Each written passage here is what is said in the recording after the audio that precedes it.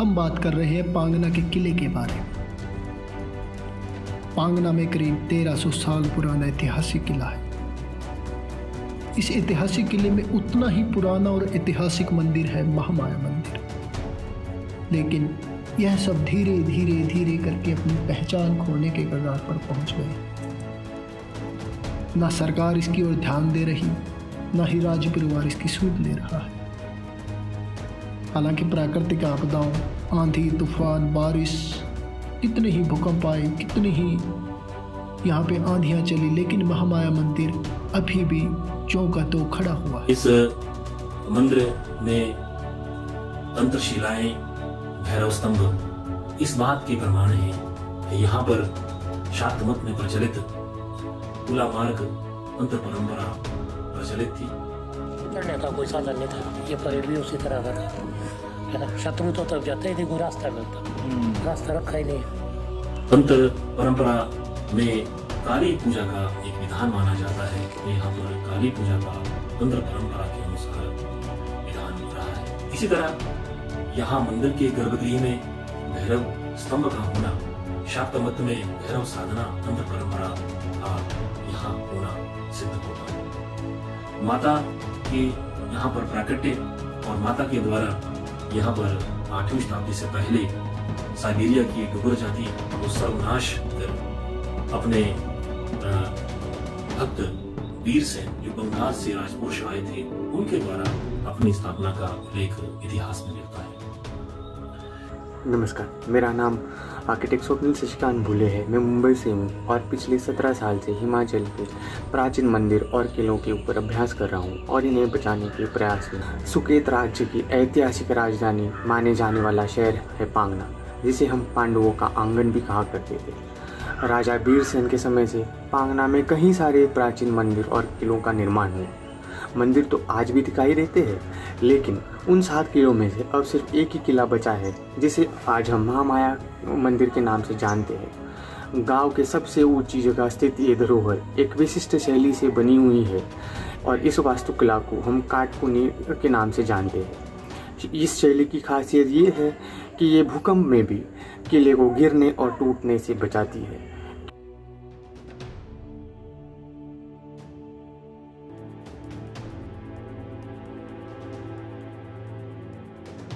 ये पांडव मंदिर है।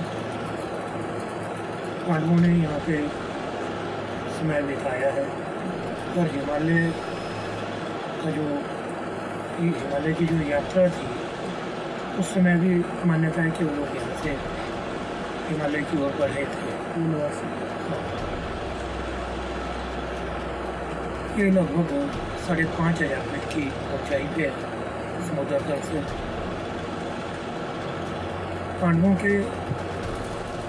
पांडवों के ही पश्चिमों पे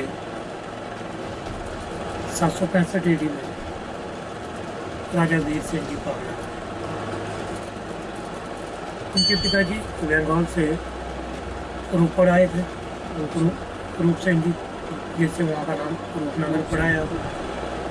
उनके 3 बेटे वीरसेन, गिरिसेन और हरवीरसेन। वे उत्तरांचल की ओर बढ़े और हिमाचल में इस स्थान पर मान्यता है उस दौरान गुंगर नाम की एक जाति यहाँ पे शासन करती थी। वो नरवक्षी थी। कलकत्ता वाली तालिका राजा वीरसेन ने गुंगर जाति का समूह। इन्होंने तत्तापानी के पास से दरिया को पार किया, वहाँ से आगे बढ़े। इन्होंने जस्सल एक जगह है, वहाँ अभी भी थाना नाम जगह है, जहाँ पे एक किला बना हुआ। उन्होंने वहाँ की ठकुराई को जीत के ये लोग आगे बढ़े। बढ़ते बढ़ते ये लोग छोटी छोटी जो ठकुराइयाँ थी, उनको जीतते हुए इन्होंने कुल्लू नामक स्थान पे रियासत की स्थापना की। कुल्लू से फिर ये इस दिशा की ओर बढ़े और यहाँ पे ये जो पांगना था, ये सरही एक जगह है पांगना के पृष्ठ भाग में, तो राजपूतों का बड़ा गांव है। उनकी ठकुराई थी, उनको जीत के उन्होंने इस जगह पर राजधानी चरखड़ी के साथ।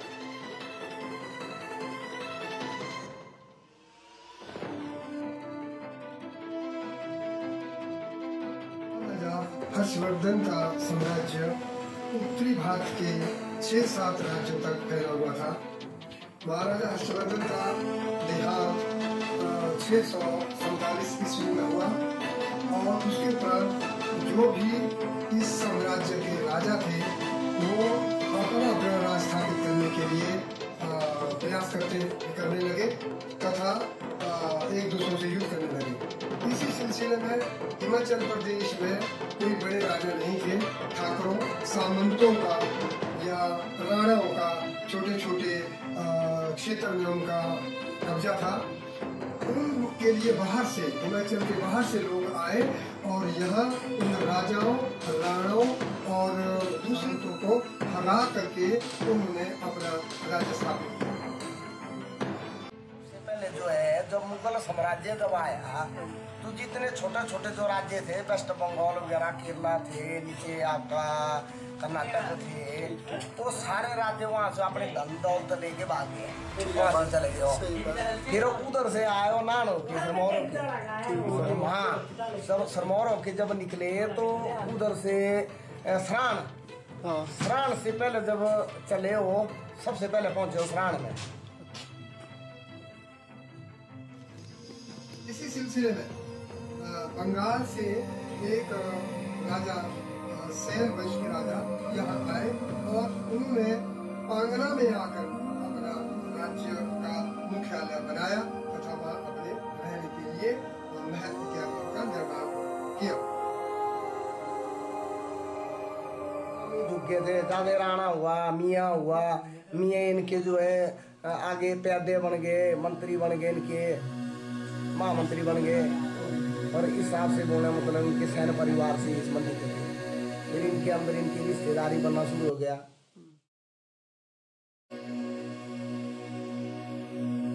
उन्होंने जब नीचे का क्षेत्र जो था, जो प्लेनी एरिया जो था, उसको मध्यम को सोच के जो ये पांगना की रियासत का जब उन्होंने निर्माण जब किया तो एक तो वहाँ की जो स्वच्छ जल का सबसे पहले जो प्रावधान था, जो शिकारी से आता था, राजे देखते थे ऐसे।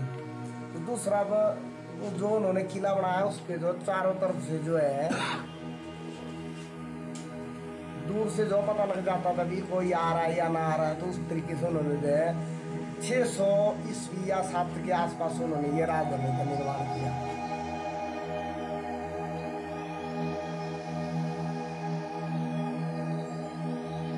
पांगना के पश्चिम भाग पे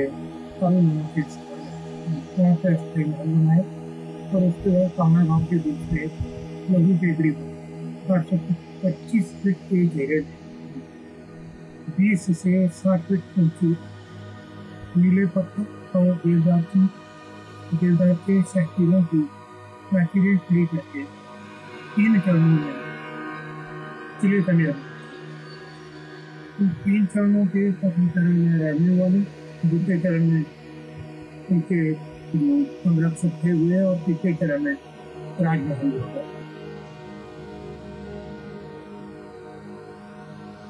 सेन वंश के सुकेती राजाओं ने पांगना में ऐतिहासिक किले का निर्माण करवाया, जिसके बीचों बीच आज महामाया मंदिर है।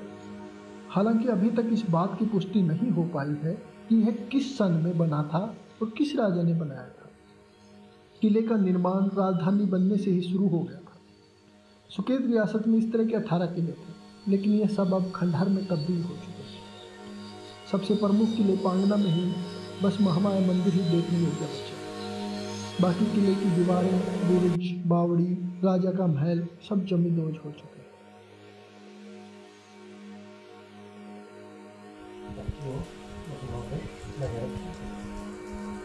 किसी भी तरह के कार्य कर रहे होंगे। सफाई देखो पत्थर के बीच की, कोई गारा नहीं है, कहीं नहीं है गारा।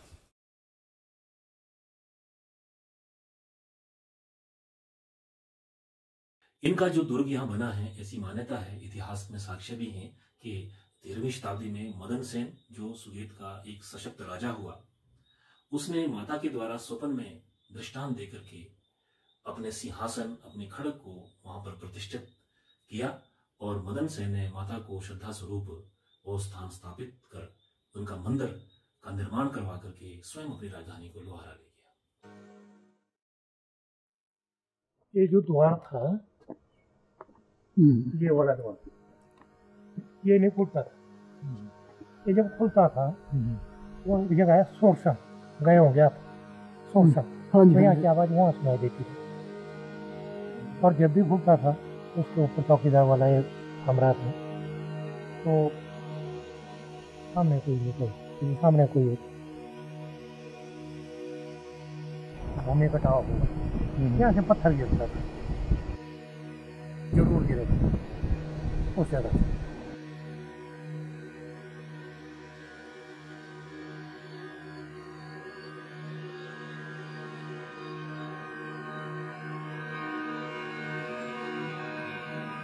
किले के पीछे 2 से 3 पानी के कुंड थे जो आज बंद हो गए।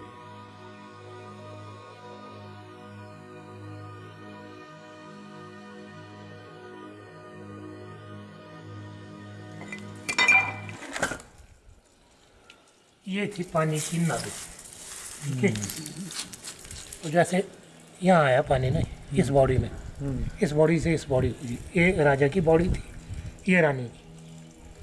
इसके आगे फिर पत्थरों के ऊपर खुदाई करके नालियाँ बनी हुई थी, है ना। तो जहाँ से प्रजा पानी लेगी वहाँ इस तरह के मुख बने हुए थे। नहीं, नीचे नहीं आता है। ये देखो,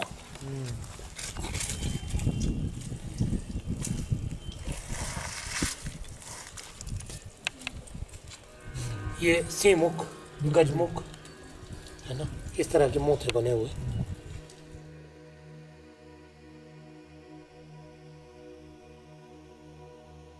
से लेके 1270 तक जितने शासक हुए उन्होंने स्थायी रूप में कांगड़ा को पूरा करने का दर्जा बनाया। तब ये राज्य उनका जिला मंडी, कुल्लू, कांगड़ा तक सतलुज नदी के एक और ब्यास नदी के बीच का जो क्षेत्र है उस तक उनका एक छत्र राज्य बना वीरसेन जी का। और उसके बाद ये कालांतर पर अलग अलग आपस में ये भी भिड़ गए। जब 2 भाई लग हुए उन्होंने मंडी और स्केत की सीमा बना दी, बाउंड्री बना दी। जब इधर का कर लगना, जो अनाज था स्केत को नहीं जाएगा, स्केत का अनाज जो है मंडी में नहीं आएगा, तो जो स्केत का मंडी में नहीं जाएगा, तो विरोध तो होना ही था, ये बिल्कुल लाजमी था। इसी वीरसेन के कुल में आगे जो शासक हुए 1100 में, उन्होंने मंडी रियासत की अलग से स्थापना। जब उन्होंने अपन 2 भाइयों ने अपनी स्केत रियासत की नींव रखी, मंडी की जो नींव रखी, मंडी रियासत बना दी, तो उसमें जो अपनी सीमा बना दी, तो सीमा हमारे पांगरा के साथ जो है रियासत, ये पंचा गोलू है, रेशीधार है, तो सुंदरनगर का नीचे बनेड है, बनेड से लेकर ये इन्होंने तो इधर से शिवा होके, रायगढ़ होके और कोटरू तक ये सीमा बनाई।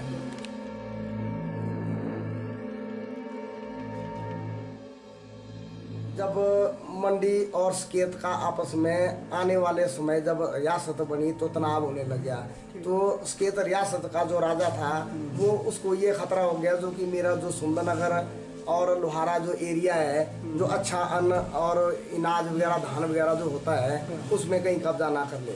इसलिए जो है इस पावना की पवित्र अपनी जन्मभूमि को उसकी रक्षा करने के लिए जो है यहाँ से कुछ समय के लिए जो है राजधानी का निर्माण किया। मदन सेन जी एक रात अपने महल में सोए हुए थे। इस स्थान पे जो स्केत अधिष्ठात्री राजराजेश्वरी महामाया जो थी, उससे पूर्व जो देवी वास करती थी, उसने एक राजा मदन सेन को स्वप्न में दर्शन दिए कि तू इस स्थान को छोड़ दे, अन्यथा वहाँ सूर्य दिन हो जाएगी, क्या कुछ अन्य हो जाए। इस करके 1270 में राजा मदन सेन ने इस स्थान को छोड़ दिया और बल घाटी में सुंदरनगर और मंडी के बीच में लोहारा नामक स्थान पे स्केत रियासत की स्थापना की। उसकी अगली पीढ़ी में जो शासक हुए वो एक बिनोयर नामक स्थान पे राजधानी को ले गए, जो 1948 तक स्थायी रूप में बुंदेलखंड में ही राजधानी रही। सुकेत में 52 शासकों ने शासन किया। 1270 के बाद पांगना सुकेत की ग्रीष्मकालीन राजधानी के रूप में विख्यात है।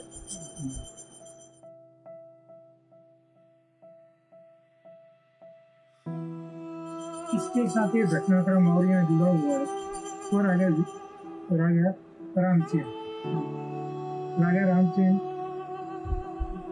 रामसेन की एक बेटी हुई चंद्रावती। खेल में एक दिन उनकी एक सहेली ने पुरुष पर वस्त्र धारा किया। चंद्रावती नाम की जो बेटी थी, उससे वह शक्ति की अनन्य राजा के किसी पुरोहित ने उसे खेलते हुए देख लिया। ये सोच के कि लड़की किसी लड़के के साथ, उसने राजा से शिकायत की। राजा ने लोक लाज से बचने के लिए उसे सुंदरनगर से पांगना भेज दी। लाल गुंजा एक दाना होता है और एक द्रव्य है, उसको शिला पे पीस के आत्महत्या कर ली।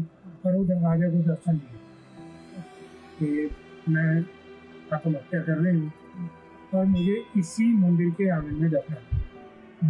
हाँ, 6 महीने के बाद यदि मेरी गल सड़ गई होगी तो मुझे अपवित्र, यदि नहीं गली सड़ी होगी, उसी स्थिति में होगी तो समझ के मेरे मंदिर के पश्चिम भाग में, दक्षिण भाग में ऐसे स्थान पे मेरा अंतिम संस्कार करना।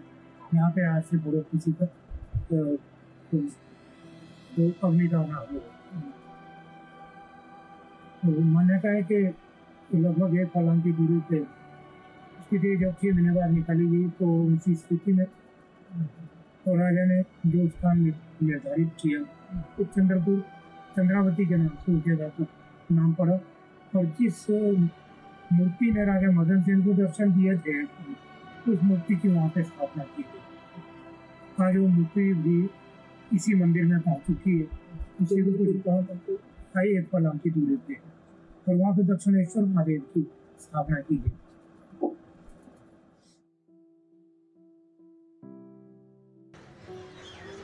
सुकेत के इतिहास में राजा श्यामसेन और महूनाग के बीच में एक महत्वपूर्ण संघ है, काफी प्रसिद्ध रहा है। तो जब राजा श्यामसेन मुगल सम्राट को कर नहीं दे सके तो मुगल सम्राट ने राजा श्यामसेन को बंदी बना दिया और उन्हें दिल्ली में कैद कर दिया। इस संदर्भ में माना जाता है कि राजा श्यामसेन ने अपने देवी देवताओं के समक्ष विनती की कि जो मुझे मुक्त करवाएगा उन्हें मैं उनका मंदिर में अपने राज्य में बनाऊंगा। इस संदर्भ में महूनाग जो कि राजा कर्ण माने जाते हैं महाभारत में, तो उन्होंने मधुमक्खी के रूप में दर्शन दिए और दिल्ली में कैद में राजा को दर्शन देकर उन्हें आश्वस्त किया कि आप जल्दी ही छूट जाएंगे। तो महूनाग की कृपा से मुगल बादशाह के मन में शतरंज खेलने की जिज्ञासा पैदा हुई और मुगल बादशाह ने यह ऐलान करवाया कि जो मुझे शतरंज में हराएगा मैं उसकी सारी इच्छाएं पूरी कर दूँगा। तो इस पर राजा श्यामसेन एक खिलाड़ी के रूप में आगे आए और उन्होंने राजा मुगल बादशाह को हरा दिया और जिस कारण श्यामसेन को मुगल बादशाह ने मुक्त करवा दिया।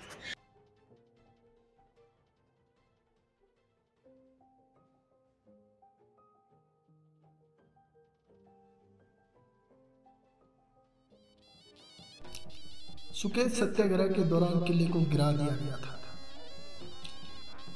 1948 में प्रजामंडल आंदोलन के कार्यकर्ताओं ने जब सुकेत रियासत की भूतपूर्व राजधानी पांगना पर चढ़ाई की तो राजा के जुल्मों से तंग आई जनता ने किले को बहुत नुकसान पहुंचाया। हिमाचल में सुकेत रियासत सबसे पहले विलय करने वाली पहाड़ी रियासत बनी और इसका श्रेय यहाँ की क्रांतिकारी जनता को जाता है। इस विद्रोह में करसोग, तत्तापानी, पांगना, निहिरी, चरखरी, चुराग, फिरनू, डहर, नांज आदि तमाम इलाकों की जनता ने बढ़ चढ़ कर भाग लिया। जैसे सरकार बनी, सरकार की सुविधा आई तो जो अनाज का जो कर राजा को देते थे राजाओं की गुलामी करते थे, पैसा नहीं मिलता था, फ्री में चलते थे। इसलिए लोगों ने सोचा कि जब हिंदुस्तान आज़ाद हुआ है तो हम भी आज़ादी लेते हैं, हम भी उस प्रकार का जो है सरकार की जितनी डेवलपमेंट है, उसको सड़क है, सुविधा है, पानी है, शिक्षा है, उसको हम भी सुचारू रूप से लें। ये जो है जिस टाइम ये पांगड़ा रियासत का जो किले थे, यहाँ पे 7 किले थे। तो 7 किले में से जो 7 किले थे, जब सत्याग्रह चला, जो सुकेत का राजा अपनी रियासत को नहीं छोड़ रहा था, तो फिर लोगों ने ये समझा कि हम इनको मंदिरों को, इनके जो महल है इनको गिरा देते हैं, इसलिए इनका खत्म हुआ। बीच में ये नहीं सोचा भी आने वाले समय एक जो है एक इतिहास की एक छाप रहेगी।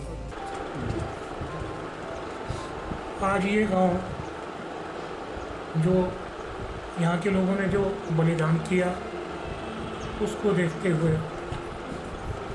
हिमाचल के जो पूर्व मुख्यमंत्री रहे हैं वीरभद्र सिंह जी ने, उन्होंने इस गांव को उप तहसील का दर्जा प्रदान करके वो गौरव प्रदान किया, जो गौरव आज़ादी के बाद 20वीं शताब्दी या 2016 तक जो नहीं मिल पाया। यहाँ पे स्वतंत्रता सेनानी जो है हमारे तहसील करसोग पांगना में कम से कम 100 से ऊपर जो है स्वतंत्रता सेनानी रहे, जिन्होंने सत्याग्रह का उपयोग किया। उन्होंने उस प्रजनन को, उसकी शक्ति को बनाने के लिए, राज्य को, रियासत को हटाने के लिए जो पांगना की जो है यहाँ की जनता का बहुत ही बड़ा योगदान रहा। धीरे धीरे दुर्भाग्य से ये वास्तुकला नष्ट होने के कगार पर है। ऐसे ही धीरे धीरे खराब हो रही है महामाया मंदिर।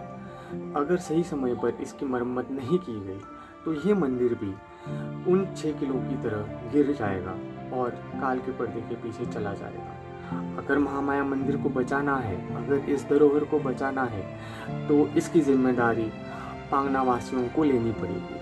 हम हर चीज़ के लिए सरकार को जिम्मेदार या उनसे मदद की अपेक्षा नहीं कर सकते। मेरी पांगना वासियों से ये विनती है कि इस आखिरी धरोहर को बचाने के लिए सब साथ मिलकर आगे आए, एक साथ मिलकर इस धरोहर को बचाने की कोशिश करें। काटकुन्नी शैली से बनी ये धरोहर पांगना की पहचान है। अगर हम इस धरोहर को बचा सके तो ये एक हिमाचल के लिए अच्छा उदाहरण साबित होगी और पांगना को एक बड़ा पर्यटन स्थल बनाने में इसकी बहुत मदद होगी। हमारे इस खेत में 18 प्राचीन किले थे जो आज के समय सभी खत्म हो चुके हैं।